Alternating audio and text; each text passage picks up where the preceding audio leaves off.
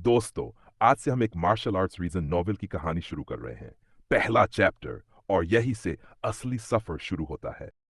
तो हमारी इस कहानी की शुरुआत होती है एक माउंटेन के ऊपर से, जहाँ पर बर्फ पड़ी होती है। वहीं पर एक नदी होती है जो कि बर्फ की वजह से बहुत ज्यादा ठंडी हो चुकी है, और यहीं पर नदी के बीचों बीच हमारे हीरो को दिखाते हैं जिसका नाम मिंग है। मिंग उस नदी के ठंडे पानी में बैठकर अपनी बॉडी को कल्टीवेट करने की कोशिश कर रहा है। वो यहाँ पर बॉडी कल्टीवेशन के मेथड को अप्लाई कर रहा है, क्योंकि मिंग अपनी बॉडी की की कल्टीवेशन को यूज नहीं कर सकता, क्योंकि उसकी की कल्टीवेशन वाली नर्व्स को किसी ने काट दिया है। और ये किसने किया है ये आपको आगे थोड़ी देर बाद पता चल जाएगा। बर्फ गिरने की वजह से वहाँ पर नदी का पानी बहुत ज्यादा ठंडा होता है। खून को जमा देने वाले ठंडे पानी में मिंग यहाँ पर अपनी बॉडी को कल्टीवेट करने की कोशिश कर रहा है। वो काफी ज्यादा गुस्से में होता है। वो पानी के अंदर पंच मारता है और कहता है, मैंने किसी से सुना है कि अगर हम अपनी बॉडी कल्टीवेशन की टेक्निक को परफेक्ट कर लेते हैं तो फिर हमें की गैदरिंग राम की जरूरत नहीं पड़ती, हमें की को इकट्ठा करने की जरूरत नहीं। बॉडी कल्टीवेशन से ही हम ग्रैंड मास्टर बन सकते हैं। मिंग पानी से बाहर निकल आता है। उसके कपड़ों पर भी बर्फ पड़ी होती है। वो अपने कपड़ों को झाड़ते हुए पहन लेता है और साथ ही कहता है, हालांकि बॉडी को कल्टीवेट करने के लिए ये वाला तरीका सबसे ज्यादा क्रूल है और सबसे ज्यादा आसान भी है, लेकिन इसका एक साइड इफेक्ट है। जितना ज्यादा मैं ठंडे पानी में बैठकर अपनी बॉडी को कल्टीवेट करूंगा उतना ज्यादा मेरी बॉडी को नुकसान पहुंचेगा। और मैंने तो यहाँ तक सुना है कि बॉडी कल्टीवेशन के इस मेथड को यूज करने पर अगर हम ठंडे पानी में बैठकर बॉडी कल्टीवेशन की इस टेक्निक को यूज करते हैं तो हम लोग 20 साल से ज्यादा जिंदा नहीं रह सकते। इस बात से मिंग थोड़ा सा उदास हो जाता है, लेकिन फिर वो आसमान की तरफ देखता है और कहता है, कोई बात नहीं, मेरे लिए 20 साल की उम्र काफी है। मुझे बस अपने पेरेंट्स की मौत का बदला लेना है। एक बार मैं अपनी मॉम डैड की मौत का बदला ले लूं, फिर इस बात से कोई फर्क नहीं पड़ेगा कि मैं 20 साल तक जिंदा रहता हूं या नहीं। मिंग उस ठंडे पानी से निकलकर वापस अपने गांव की तरफ चल आता है, लेकिन जैसे वो गली में से गुजर रहा होता है सारे देखने वाले उसके ऊपर हंस रहे होते हैं और हंसते हुए कहते हैं, जरा देखो तो सही, ये रहा जीनियस मिंग।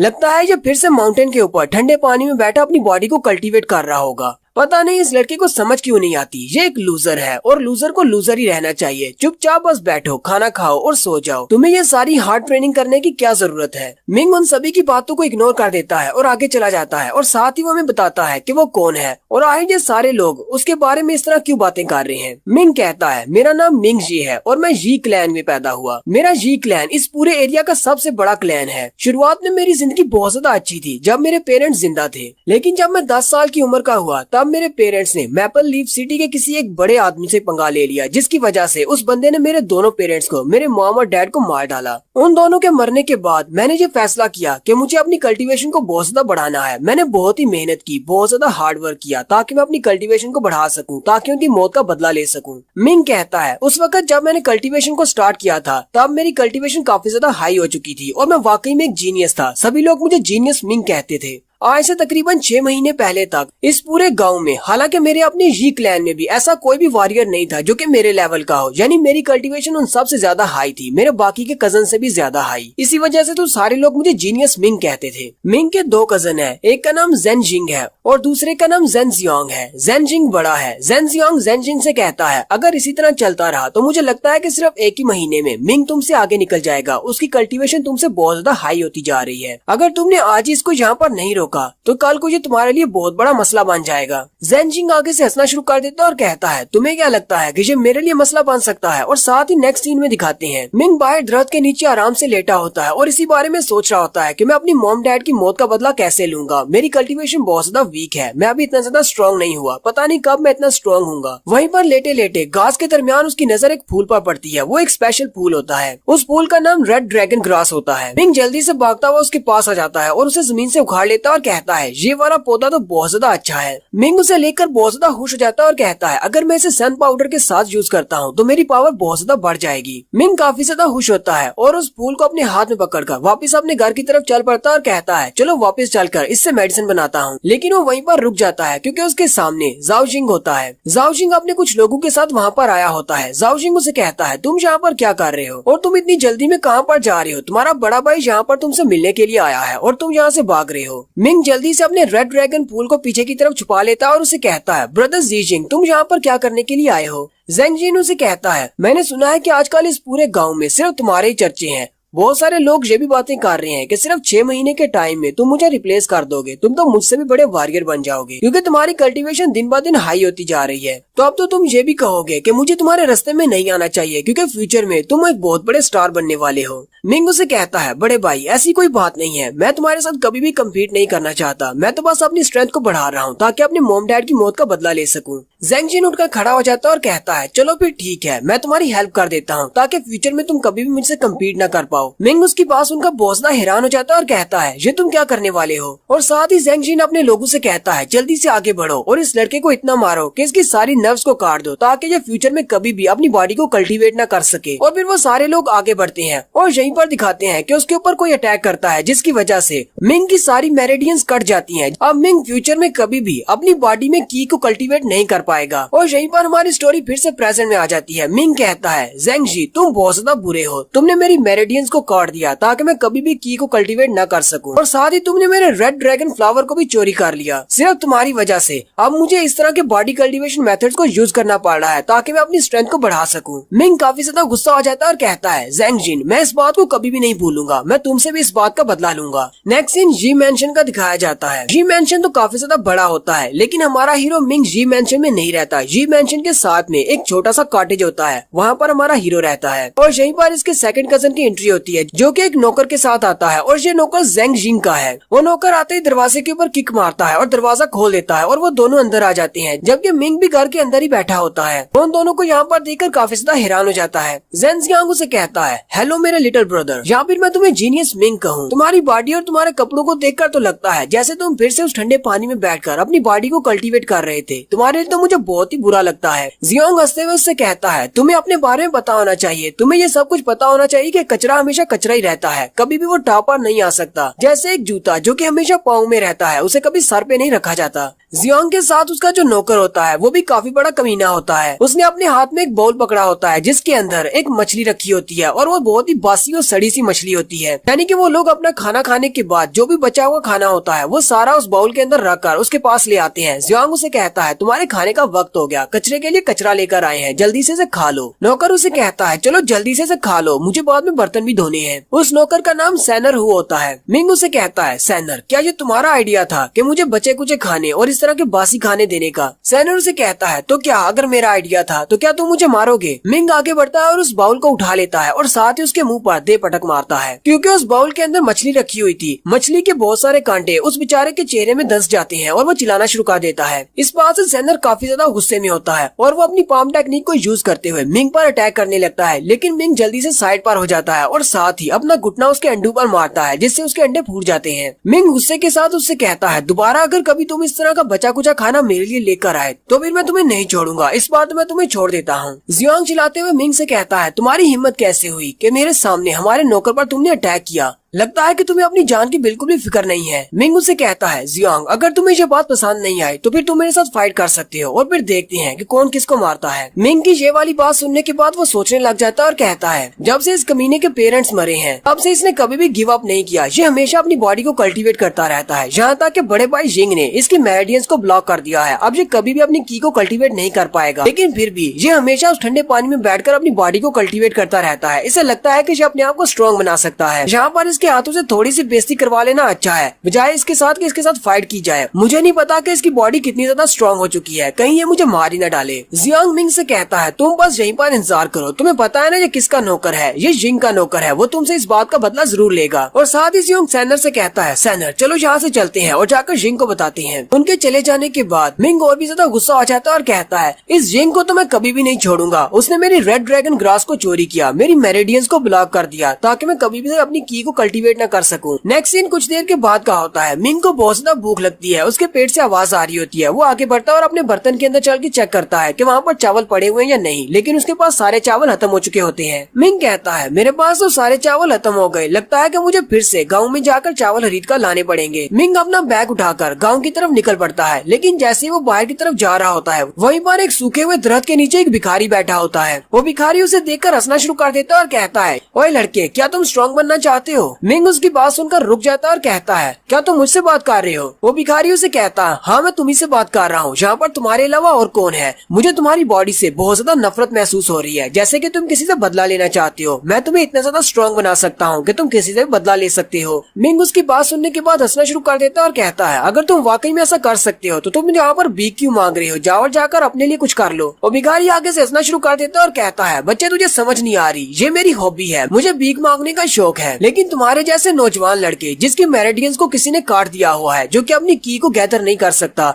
वो आज न कल मेरी तरह भीख ही मांगेगा। मिंग भी उसकी बात सुनकर काफी ज्यादा हैरान हो जाता है और कहता है, इसे मेरे बारे में कैसे पता है कि मेरी मेरिडियंस को कट कर दिया गया है? कहीं ये मांगने वाला वाकई में कोई महान मास्टर तो नहीं है जो कि यहाँ पर भिखारी के रूप में आया है? वो भिखारी मिंग से कहता है, आज रात जब चांद आसमान पर चमकेगा, सबसे ऊंची वाली पहाड़ी के ऊपर आ जाना, मैं तुम्हें वहीं पर मिलूंगा और साथ ही मैं तुम्हें बताऊंगा कि तुम्हारी किस्मत में क्या लिखा हुआ है। नेक्स्ट सीन रात के वक्त का होता है। रात के वक्त आसमान पर चांद निकल आता है। मिंग अपने ही कॉटेज में लेटा होता है और वो सोच रहा होता है, अब मैं क्या करूं? क्या मुझे उस भिखारी पर यकीन करना चाहिए? वैसे भी मेरे पास खोने को कुछ भी नहीं है, अगर मैं उसकी बात मानकर वहाँ पर चला जाता हूँ तो क्या होगा? चलो देखते हैं। मिंग अपने कॉटेज से बाहर चला जाता है। वो पहाड़ी की तरफ जा रहा होता है तो रास्ते में से वो भिखारी मिलता है। वो कहता है, तो तुम आ गए, चलो मेरे साथ आओ। भिखारी आगे आगे चलना शुरू कर देता है। वो दोनों जंगल के रास्ते से पहाड़ों की तरफ जा रहे होते हैं। मिंग उसे कहता है, हम लोग कहाँ पर जा रहे हैं? यहाँ पर तो बहुत ज्यादा ठंड है, तुम मुझे कहाँ पर लेकर जा रहे हो? भिखारी उसे कहता है, अपनी बकवास बंद करो, कितनी देर से बातें कर रहे हो, चलो चुपचाप मेरे साथ आओ। फिर वो दोनों चलते चलते एक पहाड़ी के पास पहुँचते हैं और उसके टॉप के ऊपर चले जाते हैं। भिखारी उसे कहता है, चलो जल्दी से यहाँ पर बैठ जाओ।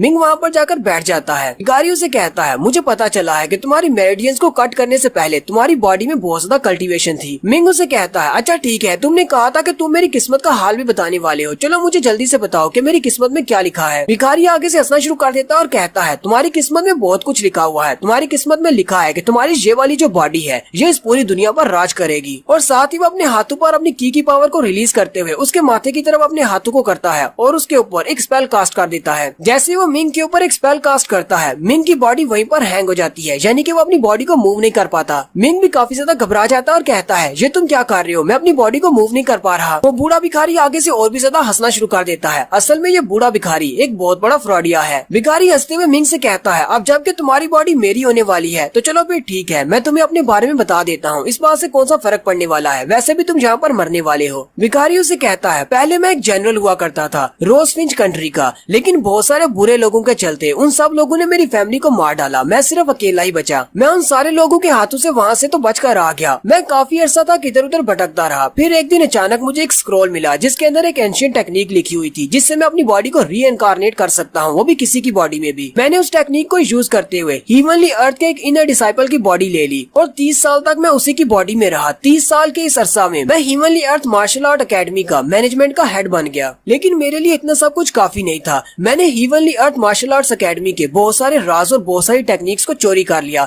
जब मैं उन चीजों को चोरी करके वहाँ से भाग रहा था, वहाँ के कुछ सेंट लेवल के मार्शल आर्टिस्ट मेरे पीछे लग गए। मैंने उन सब से अपनी जान बचाकर भागने की कोशिश की, लेकिन मैं काफी ज्यादा जख्मी हो चुका था क्योंकि उन सेंट लेवल के मार्शल आर्टिस्ट ने मेरे ऊपर अटैक किया था। वहाँ से भागते हुए रास्ते में मुझे एक भिखारी की बॉडी नजर आई जो कि मरने की स्टेज पर था क्योंकि वो बहुत ज्यादा भूखा था, लेकिन मेरे पास और कोई रास्ता नहीं था। मैंने अपनी बॉडी को दोबारा से रीइंकारनेट कर लिया और उसी भिखारी की बॉडी में चला गया और तब से मैं इंतजार कर रहा हूँ कि कभी मुझे कोई अच्छी बॉडी मिलेगी और फिर मेरी नजर तुम पर पड़ी। तुम्हारी बॉडी काफी ज्यादा अच्छी है। मिंग उसे कहता है, लेकिन मैं तुम्हें बता दूं, मेरी बॉडी तुम्हारे किसी भी काम नहीं आएगी। मेरी तो मेरिडियंस को कट कर दिया गया है, मैं तो की को भी गैदर नहीं कर सकता। भिखारी उसे कहता है, इसे बार बार अपनी बॉडी कहना बंद करो, अब ये बॉडी मेरी होने वाली है और वो भी बहुत जल्दी। और साथ ही वो अपने पास एक छोटी सी बॉटल निकालता है और कहता है, इस बॉटल के अंदर एक पिल रखी हुई है जिसको ब्लेसिंग पिल कहते हैं। उस स्पेशल पिल को खाने से हम लोग अपनी की कल्टीवेशन को दोबारा से बहाल कर सकते हैं, यानी कि हमारी मेरिडियंस फिर से रन हो जाएंगी। ये पिल वाकई में बहुत ज्यादा इफेक्टिव है। एक बार मैंने तुम्हारी बॉडी में आने के बाद इस पिल को खा लिया तो तुम्हारी बॉडी मेरे लिए सबसे ज्यादा पावरफुल बॉडी साबित होगी और अगले कई सालों तक मुझे नई बॉडी की जरूरत नहीं पड़ेगी। मिंग उसे कहता है, लेकिन एक ना एक दिन तुमने जो कुछ भी किया है इस सब का तुम्हें हिसाब चुकाना होगा, तुम मेरे साथ ऐसा नहीं कर सकते। भिखारी उसे कहता है, तुम्हें किसने कहा कि मुझे इस सब का हिसाब चुकाना पड़ेगा? इस कंट्री में वीक के लिए कोई भी जगह नहीं है। वीक को हमेशा कचरा और लूजर समझा जाता है, सिर्फ स्ट्रॉन्ग ही सर्वाइव कर पाते हैं क्योंकि तुम बहुत ज्यादा वीक हो, इसी वजह से तुम्हारे साथ ये सब कुछ हो रहा है। मैं अपने आप को ब्लेम करना चाहिए। भिखारी उस पिल को अपने हाथ पर निकालता और कहता है, तुम इस पिल को डायरेक्टली अपने मुंह से नहीं खा सकते, मुझे इस पिल को तुम्हारी बॉडी के अंदर, तुम्हारे दिल के अंदर रखना होगा। लेकिन तुम्हें डरने की जरूरत नहीं है, तुम इससे मरोगे नहीं। मिंग आगे से चिल्लाना शुरू कर देता और कहता है, अपनी बकवास बंद करो, तुम मेरे दिल के अंदर एक पिल रखने की बात कर रहे हो, तुम्हें लगता है कि मेरी बॉडी को ओपन करने के बाद मेरे दिल के अंदर पिल रखने से मैं बच जाऊंगा? मुझे अभी छोड़ दो वरना तुम सीधे जहन्नुम में जाओगे, तुम बहुत ही बुरे और ईवल हो। मिंग क्योंकि वहाँ पर बैठा हुआ अपनी बॉडी को मूव नहीं कर सकता, वो भिखारी अपने हाथ पर अपनी की पावर को रिलीज करता है और साथ ही अपनी पाम टेक्निक को यूज करते हुए उसकी चेस्ट के ऊपर अपना हाथ लगाता है। जैसे वो उसकी चेस्ट के ऊपर अपनी की पावर को रिलीज करता है, वहाँ पर एक जबरदस्त की पावर निकलती है और उसी वक्त मिंग के हार्ट के अंदर दिखाते हैं, वो पिल उसके हार्ट के अंदर चली जाती है। वो स्पेशल पिल जिसका नाम ब्लेसिंग पिल है, उसके अंदर बहुत सारे डेवल्स की आत्माएं हैं, वो सारी आत्माएं भी उसकी बॉडी के अंदर चली जाती हैं। भिखारी के उस पिल को उसकी बॉडी के अंदर प्लांट करने के बाद मिंग बेहोश हो जाता है। भिखारी कहता है मेरा पहले वाला स्टेप तो काम कर गया, अब सेकंड स्टेप की बारी है। भिखारी हंसते हुए आगे बढ़ता है और उसके माथे पर उंगली लगाते हुए कहता है चलो फिर करते हैं, और साथ ही भिखारी की बॉडी नीचे गिर जाती है, यानी कि भिखारी की सोल जो होती है वो मिंग की बॉडी के अंदर चली जाती है। और थोड़ी देर के बाद मिंग अपनी आंखें खोलता है, मिंग कहो या फिर भिखारी कहो, वो अपनी आंखें खोलता है। भिखारी अपने हाथ की तरफ देखता है और कहता है ये वाली बॉडी तो उस भिखारी की बॉडी से बहुत ज्यादा अच्छी है। भिखारी आगे बढ़ता है और उस मरे हुए भिखारी की बॉडी से कुछ चीज निकालने लगता है, लेकिन उसी वक्त उसका हाथ रुक जाता है। वो कहता है लगता है कि इस लड़के का रिजॉल्व बहुत ज्यादा पावरफुल है, मैं इसको शॉर्ट टाइम में इसकी सोल को डिस्ट्रॉय नहीं कर पाऊंगा, मुझे लगता है कि इसकी सोल के ऊपर मुकम्मल तौर पर हावी होना काफी ज्यादा मुश्किल हो सकता है। मिंग कहता है मेरे पास बहुत सारा टाइम होने वाला है, सबसे पहले मुझे अपने उस गोल्डन ट्रेजर को अपनी बॉडी के ऊपर लगाना है। वो उस मरे हुए भिखारी की बॉडी से एक गोल्डन क्लोक को निकालता है और कहता है ये वो स्पेशल खजाना है जो मैं चोरी करके लाया हूँ। वो उस क्लोक को अपने हाथ के ऊपर रखता है और साथ ही उस क्लोक के ऊपर अपना ब्लड डालता है ताकि वो उसको अपना मास्टर मान ले, और साथ ही वो भिखारी उस क्लोक को पहन लेता है। उसका नाम डिवाइन गोल्डन क्लोक होता है और वो काफी ज्यादा पावरफुल होता है। भिखारी काफी ज्यादा खुश हो जाता है और कहता है ये तो वाकई में एक डिवाइन वेपन है और ये बहुत ज्यादा पावरफुल है, अब मेरा मुकाबला कोई भी नहीं कर पाएगा। भिखारी कहता है मैंने 30 साल अपने जाया किए हैं सिर्फ इस चीज को चोरी करने के लिए, आज फाइनली मैंने इस चीज को पहन लिया है। लेकिन यहीं पर सब कुछ उल्टा पुल्टा हो जाता है क्योंकि यहाँ पर किसी तीसरे बंदे की आवाज आती है जो कि एक फेरी होती है जो इस डिवाइन वेपन की गार्डियन है, और वो कह रही होती है कि ब्लड सैक्रिफाइस बिल्कुल परफेक्ट रहा है, हमारे इस डिवाइन क्लोक को उसका नया मास्टर मिल चुका है। भिखारी उसे कहता है आज ये आवाज किसकी है, क्या तुम इस क्लोक की फेरी गाइड हो? लेकिन वो फेरी गाइड कहती है मास्टर मिंग की बॉडी के अंदर एक एक्सटर्नल सोल है, इसे अभी अभी डिस्ट्रॉय करना होगा वरना ये मास्टर मिंग की सोल को डिस्ट्रॉय कर देगी। भिखारी चिल्लाना शुरू कर देता है और कहता है कहीं तुम पागल तो नहीं हो गई, मैंने तुम्हें पहना है तो मास्टर तुम्हारा मैं हूँ, मिंग नहीं। वो फेरी गाइड उसे कहती है लेकिन इस क्लोक के ऊपर जिसने अपना ब्लड डाला है मेरा मास्टर वो है, यानी कि मेरा मास्टर मिंग है, तुम नहीं। भिखारी आगे से चिल्लाना शुरू कर देता है और कहता है मुझे 30 साल लगे हैं इस क्लोक को चोरी करने में, तुम मुझे इस तरह से मार नहीं सकती। और साथ ही मिंग की बॉडी के अंदर से एक जबरदस्त एनर्जी निकलती है, वो फेरी गाइड उस भिखारी की सोल को खत्म कर देती है, डिस्ट्रॉय कर देती है। वो भिखारी जहाँ पर मर जाता है। भिखारी की सोल के डिस्ट्रॉय होने के बाद मिंग वहीं पर बेहोश होकर गिर जाता है। थोड़ी देर के बाद मिंग को होश आती है, मिंग उठकर बैठ जाता है और कहता है इस भिखारी ने तो मेरी बॉडी ले ली थी लेकिन मैं फिर से अपनी बॉडी के अंदर कैसे हूँ, ये कैसे हो सकता है? मिंग को उसी फेरी गाइड की आवाज आती है, वो उसे कहती है मास्टर। मिंग उसे कहता है कौन है यहाँ पर, कौन मुझे मास्टर कह रहा है? इसी वक्त बिमिंग के सामने एक छोटी सी फेरी आती है और उसे कहती है मास्टर तुम्हें घबराने की जरूरत नहीं है, मैं इस डिवाइन क्लोक की फेरी गाइड हूँ और मेरा नाम बिमिंग है। बिमिंग उसे कहती है जितने भी इस तरह के डिवाइन वेपन्स हैं उन सभी के साथ इस तरह की एक फेरी गाइड होती है जो कि अपने मास्टर के लिए बहुत ही यूजफुल साबित हो सकती है, इसलिए मैं इस डिवाइन क्लोक की फेरी गाइड हूँ।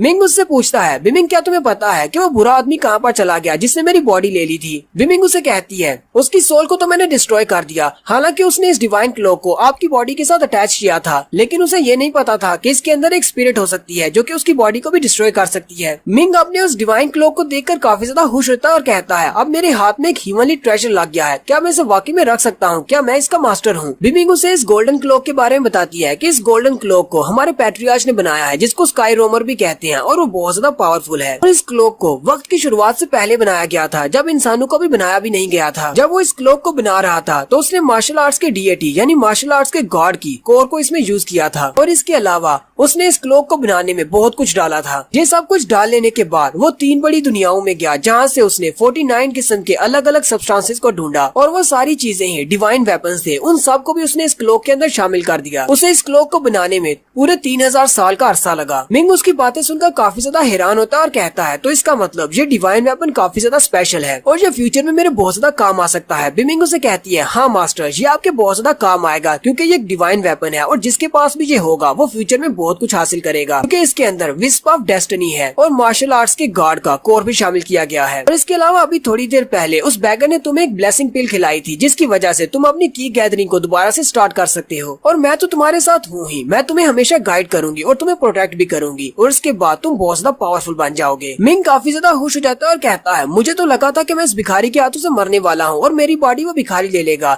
लेकिन मेरी किस्मत तो वाकई में चमक गई। मेरे हाथ में एक डिवाइन वेपन लग गया है और साथ ही मुझे एक ब्लेसिंग पिल भी मिल गई है। बिमिंग उसे कहती है, मैं तुम्हें एक और बात बताती हूँ, इस भिखारी की बॉडी में, इसके कपड़ों के अंदर एक और स्पेशल चीज है। इसके पास एक स्क्रोल है जिसका नाम स्काई रोमिंग सूत्रा है। उसके ऊपर बहुत सारी टेक्निक्स लिखी हुई है जिनको तुम कल्टीवेट करके अपनी पावर को बढ़ा सकते हो। मिंग आगे बढ़ता है और उसके कपड़ों के अंदर से उस स्क्रोल को निकाल लेता है। बिमिंग उसे कहती है, इसके अंदर डिवाइन लेवल का एक सूत्रा है जिसके अंदर बहुत सारी टेक्निक्स लिखी हुई है, तुम इनको कल्टीवेट कर सकते हो। ये सिर्फ ह्यूमनली अर्थ के क्वालिफाइड बंदे को ही दिया जाता है। मिंग काफी ज्यादा खुश हो जाता है और कहता है, ये तो डिवाइन लेवल का सूत्रा है, अगर मैं इसको बेचता भी हूँ फिर तो मुझे बहुत सारे पैसे मिलेंगे, क्योंकि हमारी जी फैमिली के पास जो फायर और वाटर वाले सूत्रा है वो इतने ज्यादा खास नहीं है। ये वाला तो उनके सामने बहुत ही बड़ी तबाही है। बिमिंग उसे कहती है, लेकिन तुम्हारी कल्टीवेशन को तो पहले से ब्लॉक कर दिया गया है, तुम इसको कल्टीवेट नहीं कर सकते हो, ना ही इसको प्रैक्टिस कर सकते हो। मिंग आगे से रोना शुरू कर देता है और कहता है, बिमिंग क्या तुम ऐसे मौके पर इस तरह की बात करना बंद करोगी? क्या तुम्हें दिखाई नहीं देता मैं कितना ज्यादा खुश हूँ? तुमने ये बात करके मुझे बहुत ज्यादा रुला दिया है।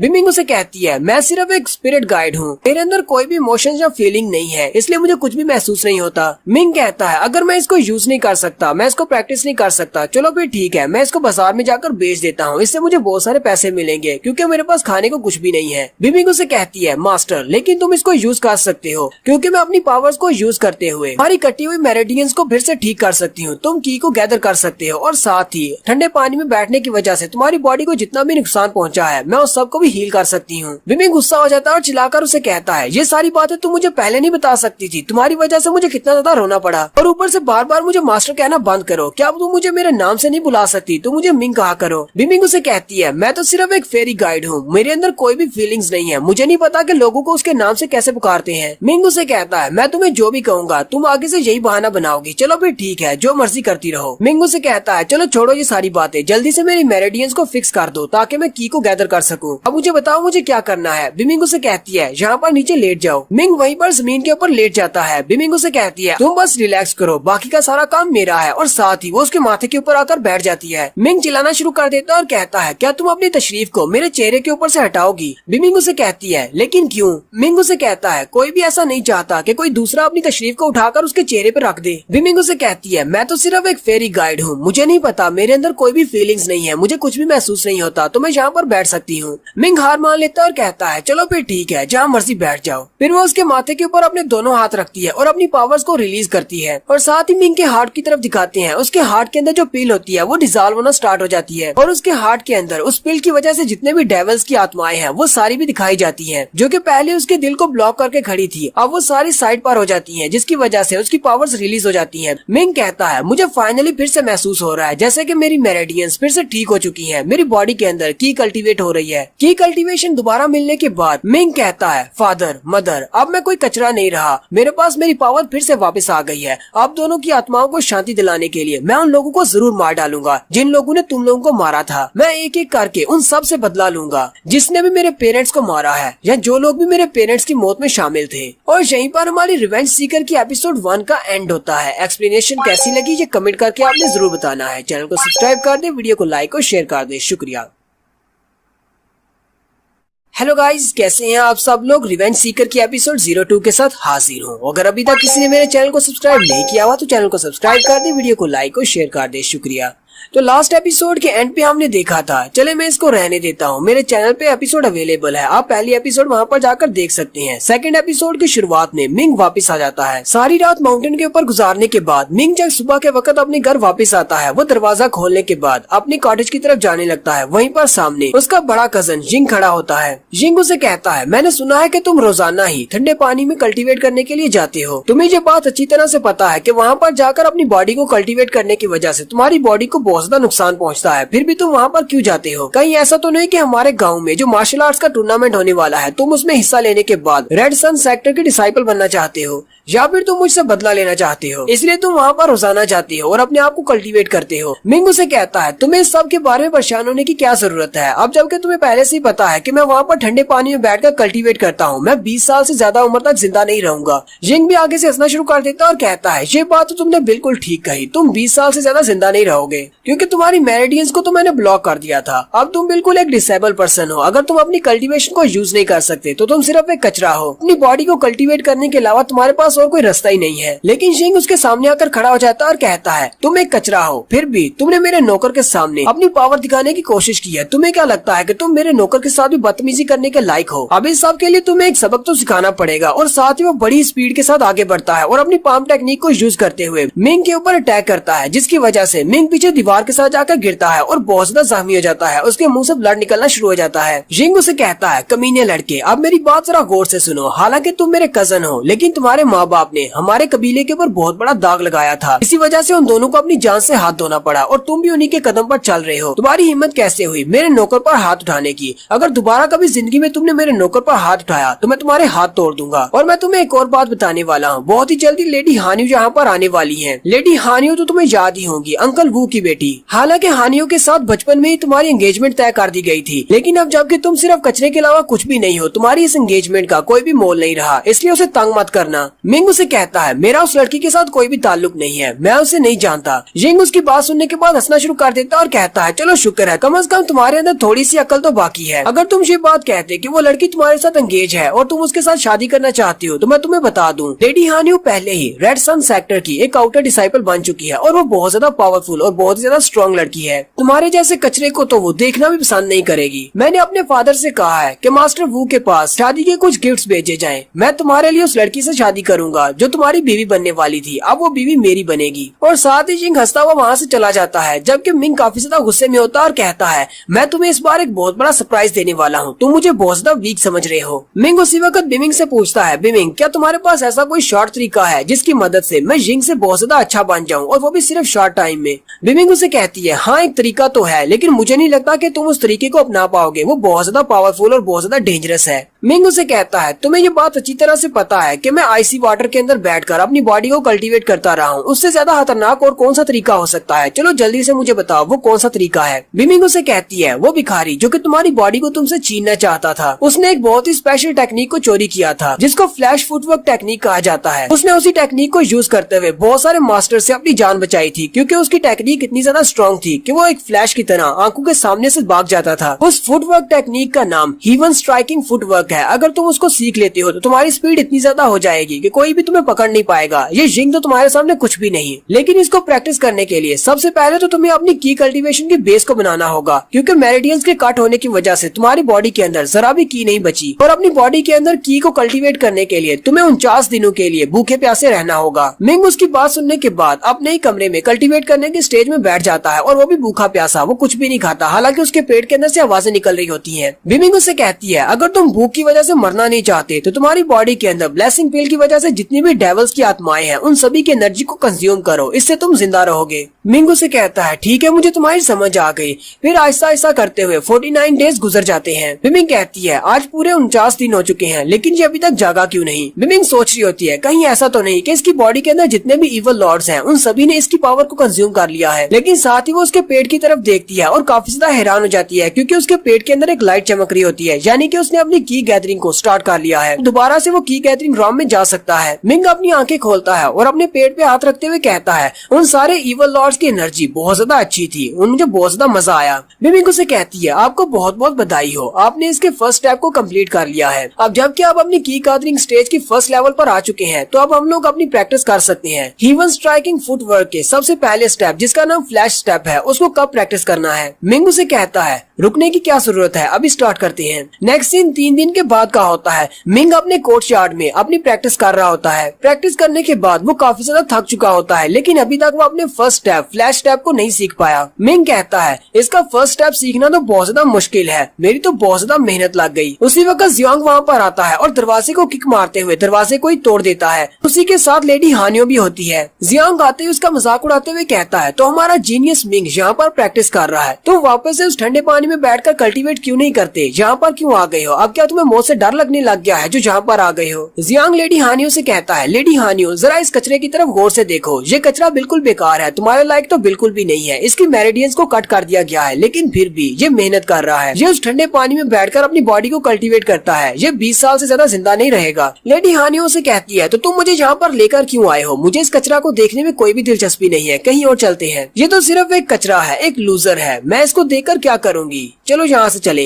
जियांग उसे कहता है तुम्हें इस बारे में गुस्सा होने की क्या जरूरत है, ये बात मैं अच्छी तरह से जानता हूँ कि जब तुम दोनों ही पैदा हुए थे तभी तुम दोनों के घर वालों ने फैसला किया था कि तुम दोनों की शादी की जाएगी। मैं तुम्हें यहाँ पर इसलिए लेकर आया हूँ ताकि तुम इस कचरे के सामने ये बात इसे कह दो कि तुम इससे शादी नहीं करोगी, ताकि फ्यूचर में तुम्हें कोई भी मसला फेस करना ना पड़े। यहीं पर इसको ना बोल दो, ये सिर्फ एक कचरा है, ये तुम्हारे लायक नहीं है। लेडी हानियो से कहती है तुम्हें लगता है मेरी बहुत ज्यादा फिक्र हो रही है इसलिए तुम मुझे यहाँ पर लेकर आए हो, तुम्हारा बहुत बहुत शुक्रिया। जियांग उसे कहता है तुम्हें सिर्फ एक बार सर हिलाना है और इसे कहना है कि तुम इससे शादी नहीं करोगी, बाकी सब मैं संभाल लूंगा। और साथ ही जियांग उसे कहता है मिंग जी क्या तुमने मेरी बात को गौर से सुना, अब जल्दी से जाकर एक पेपर लेकर आओ और उसके ऊपर लिख कर दो कि तुम लेडी हानियो का पीछा नहीं करोगे और तुम इस एंगेजमेंट से पीछे हट रहे हो और दोबारा कभी इसको तंग मत करना। मिंग काफी ज्यादा गुस्सा हो जाता है और हानियो से कहता है किसी दूसरे के घर में आकर उसके दरवाजे को तोड़कर बिना इन्विटेशन के अंदर आना, क्या तुम्हारी फैमिली ने तुम्हें यही सब कुछ सिखाया है। लेडी हानियो उसकी बेइज्जती करते हुए कहती है तुम्हारे पास तो तुम्हारे पेरेंट्स भी नहीं है जो तुम्हें मैनर सिखा सके, तुम्हें इस बारे में बात नहीं करनी चाहिए। अगर तुम ये सारी बातें करके मेरी अट्रैक्शन हासिल करना चाहती हो तो तुम बहुत बड़ी गलती कर रहे हो, मुझे तुम में कोई भी दिलचस्पी नहीं है। बड़ा जबरदस्त स्टैंस लेते हुए उसे कहती है मैं हानियो कभी भी तुमसे शादी नहीं करूंगी, चाहे मुझे मरना ही क्यों ना पड़े, चाहे तुम इस दुनिया के आखिरी मर्द ही क्यों ना हो, तुम्हारे जैसे कचरे के लिए गली की भिखारन है, उससे जाकर शादी करो। मिंग उसकी बातें सुनने के बाद हंसना शुरू कर देता और कहता है तुम्हें क्या लगता है कि तुम इस दुनिया की सबसे खूबसूरत लड़की हो, मैं तुम्हारी अट्रैक्शन पाने के लिए ये सब कुछ क्यों करूंगा। मुझे लगता है कि तुम अपने बारे में कुछ ज्यादा ही सोच रही हो। पहली बात तुम तो इतनी खूबसूरत हो ही नहीं, और दूसरी बात अगर मैं कोई भिखारी भी होता तो भी मैं तुम्हारी तरफ नहीं देखता, तुमसे शादी करना तो बहुत दूर की बात है।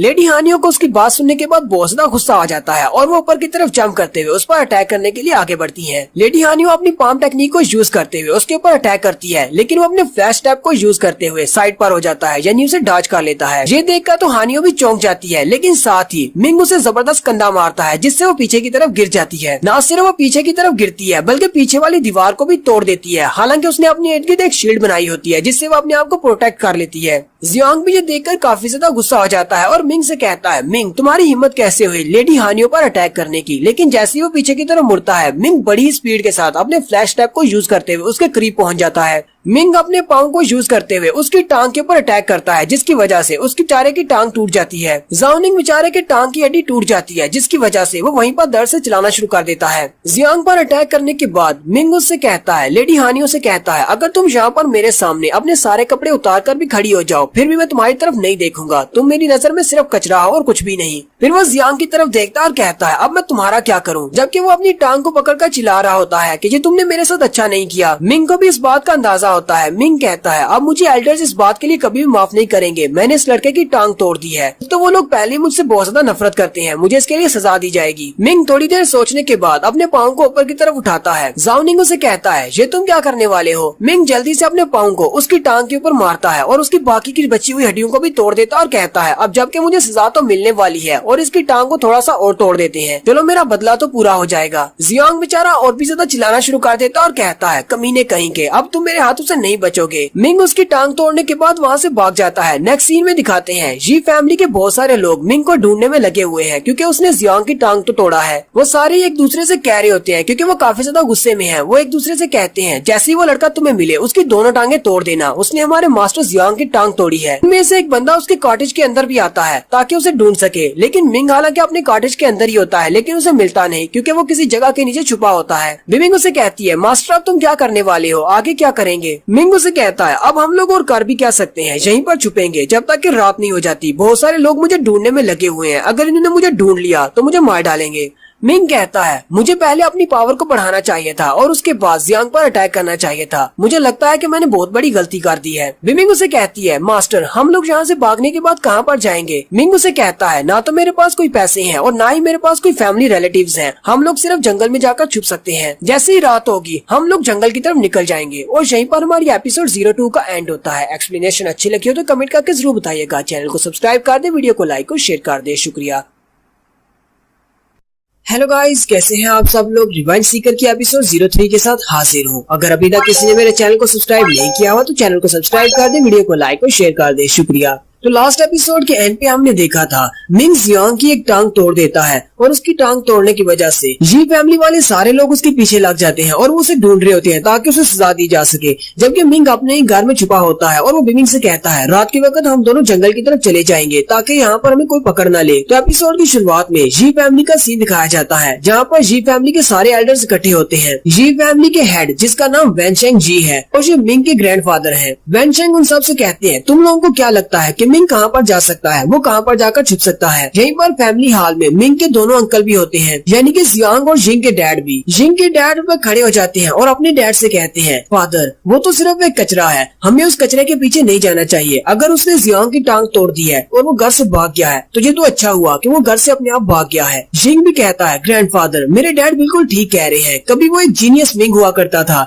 लेकिन अब तो बिल्कुल वो एक कचरा है, हमें उसके बारे में इतना ज्यादा परेशान होने की जरूरत नहीं है। और ये बात आप अच्छी तरह से जानते हैं ग्रैंडफादर, मैंने आपके कहने पर उसकी मेरिडियंस को कट किया था ताकि वो सारी जिंदगी कल्टीवेट न कर सके। अब वो एक कचरे के अलावा और कुछ भी नहीं है, उसे घर से भागना है तो भागने दे, हमारी फैमिली में एक कचरा कम हो जाएगा। ग्रैंडपा उसे कहते हैं मुझे इस बात से कोई फर्क नहीं पड़ता कि वो अपनी बॉडी को कल्टीवेट कर सकता है या नहीं, लेकिन मैं नहीं चाहता कि वो घर से भागकर मैपल लीफ सिटी में चला जाए और वहाँ पर जाकर हांग फैमिली वालों से सारी बात को जान ले कि वहाँ पर क्या हुआ था, उसके फादर और मदर की मौत कैसे हुई थी। अगर उसने हांग फैमिली वालों से इस बारे में पूछा और हांग फैमिली वालों ने उसे सारे बारे में बता दिया तो इससे हमारी जी फैमिली को बहुत ही भारी नुकसान उठाना पड़ सकता है। जियांग के डैड गुस्सा हो जाते हैं और उन सब से कहते हैं ये सब कुछ तुम्हारे लोगों की वजह से हुआ है, तुम लोगों को उसके ऊपर तरस आ गया था। अगर उसके मॉम डैड के साथ इस लड़के को भी मार दिया होता तो आज हमें ये दिन न देखना पड़ता। और अब जरा देखो तो सही उस लड़के की हिम्मत कितनी ज्यादा बढ़ गई है, उसने मेरे प्यारे बेटे जियांग की टांग तोड़ दी है। एक बार वो लड़का मुझे मिल जाए, उस दिन तो तुम लोगों ने उसे जिंदा छोड़ दिया लेकिन मैं उसे मार डालूंगा। जिंग के डैड उसे कहते हैं ब्रदर तुम्हारे लिए ये बात करना बहुत ज्यादा आसान है लेकिन ये करना बहुत ज्यादा मुश्किल है। वो जी हुई का बेटा है जो कि हमारा भाई था, कोई भी अपने भतीजे को अपने हाथों से नहीं मारना चाहेगा। हम में से किसने सोचा था कि वो तुम्हारे लड़के की टांग तोड़कर यहाँ से भाग जाएगा। और वैसे भी उसके डैड को तो चलो हम लोगों ने मार डाला लेकिन उसकी मॉम ने तो कुछ भी नहीं किया था। और यहीं पर जिंग के डैड कुछ बताने लगते हैं जियांग के डैड ने शायद उसकी मॉम को मारा है लेकिन उनके ग्रैंडफादर उनको वहीं पर चुप करवा देते हैं और साथ ही वो जिंग के डैड पर चिल्लाते हुए कहते हैं तुम्हारी हिम्मत कैसे हुई जियांग के डैड पर ये सारा इल्जाम लगाने की, जबकि ये सब कुछ तुम्हारी वजह से हुआ है। अगर तुमने ये सब कुछ नहीं किया होता तो आज जी हुई जिंदा होता। हांग फैमिली के यंग मास्टर को वैशाहाना के अंदर नशे की हालत में तुमने मारा था कि तुम्हारी जगह पर हमें जी हुई को बलि का बकरा बनाना पड़ा, मिंग के डैड को मारना पड़ा सिर्फ तुम्हें बचाने के लिए। जिंग के डैड काफी ज्यादा उदास हो जाते हैं और कहते हैं डैड आपने ये सब कुछ मेरे लिए नहीं किया बल्कि जी शेंग के लिए किया है। जी शेंग भी ग्रैंडफादर का एक पोता है लेकिन वो घर छोड़कर चला गया है या फिर कई बार गायब हो गया है, उसके बारे में कुछ भी नहीं पता। ग्रैंडफादर उसे कहते हैं तुम अपनी बकवास बंद करो, तुम जी शेंग के साथ अपने आप को कैसे कंपेयर कर सकते हो, जी शेंग तुमसे 1000 गुना ज्यादा बेहतर है। हमारी जी फैमिली का फ्यूचर जी शेंग के हाथों में है, जल्दी से अपने कुछ लोगों को गाँव के बाहर भेजो, मुझे मिंग हर हाल में चाहिए, चाहे जिंदा या मुर्दा, उसे मेरे पास लेकर आओ। जियांग के डैड कहते हैं फादर क्या आप चाहते हैं कि हम बस उसको ऐसे ही पकड़ कर ले आए। ग्रैंडफादर उसे कहते हैं वो भी मेरा एक पोता है, मैं नहीं चाहता कि मैं उसके साथ बुरे तरीके से पेश आऊँ। मैं अपने बेटे की टांग का बदला लेना है तो उसकी दोनों टांगे तोड़ देना और फिर उसे यहाँ पर ले आना, फिर वो अपनी बाकी की सारी जिंदगी यहीं पर हमारी इस फैमिली के घर में रहेगा। मैं नहीं चाहता कि मेरे पोते के साथ इस तरह का कुछ हो क्योंकि हमने अपने बेटे को पहले ही मार दिया है। नेक्स्ट सीन उस पुरानी कुटिया का दिखाया जाता है जब रात काफी ज्यादा हो जाती है। मिंग निकलता और कहता है उन लोगों को तो पता भी नहीं होगा कि मैं अभी तक अपने घर में छुपा हुआ हूँ, रात हो गई है, मुझे निकलना चाहिए। मिंग जैसे दीवार के साथ साथ आहिस्ता आहिस्ता चलता हुआ बाहर की तरफ जा रहा होता है क्योंकि वो एक ही फैमिली में रहते हैं। तो वहीं पर उसे जिंग के डैड की आवाज आती है। वो रात के वक्त उन्हें एक ड्रीम आता है जिसकी वजह से वो उठकर बैठ जाते हैं और कह रहे होते हैं जी हुई मेरे भाई प्लीज मुझे माफ कर देना, ये सब कुछ तुम्हारे साथ मेरी वजह से हुआ।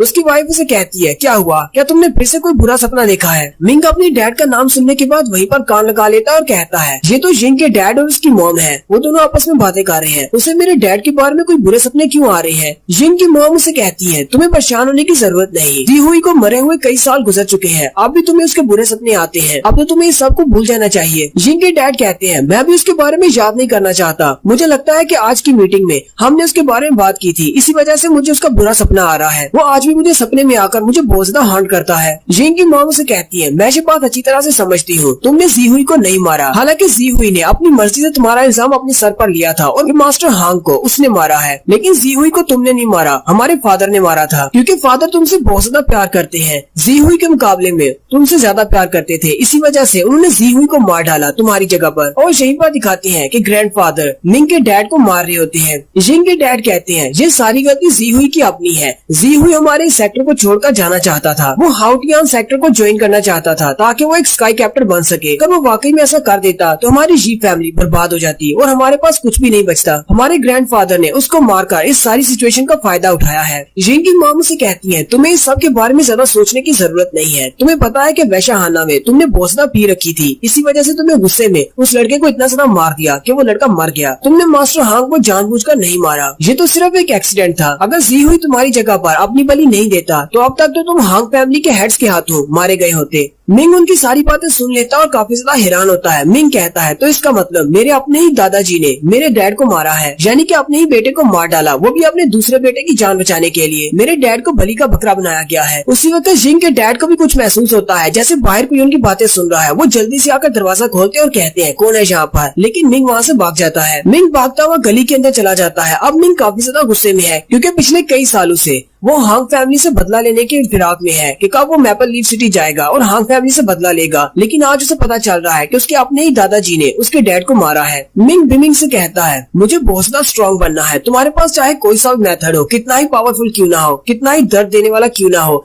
मैं उस मेथड को सीखूंगा और अपनी बॉडी की कल्टीवेशन को बहुत ज्यादा बढ़ाऊंगा ताकि मैं इन सारे जी फैमिली वालों से बदला ले सकूं। बिमिंग उसे कहती है ठीक है मास्टर। दोस्तों, अगर कहानी पसंद आए तो लाइक और सब्सक्राइब करना मत भूलना। आगे भी आपको ऐसे ही मजेदार और दिलचस्प वीडियो मिलते रहेंगे।